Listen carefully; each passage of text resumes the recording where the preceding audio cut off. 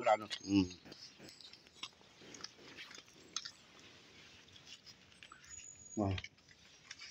बरु त्यो गुम्बा चाहिँ नयाँ आधुनिक भयो क्या अनि यहाँको मान्छेले विश्वास त गर्छ तर त्यो गुम्बा अलिकति पहिलेको जस्तो चाहिँ आधुनिक भइसक्यो क्या यो चाहिँ सातकन्या देवी जस्तै मनकामना यो कोटदेवी भन्छ यो ठाउँलाई सातकन्या देवीको यो मन्दिर हो यो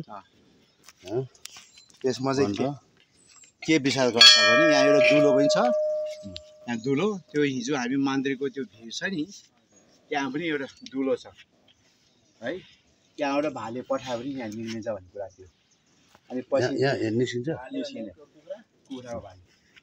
यहाँ पठाएको यहाँ निस्किएको चाहिँ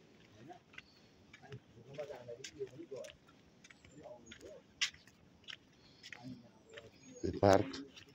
कोटदेवी मन्दिर सातकन्या देवी भन्दो रहेछ यसलाई देखाउनु भएको छ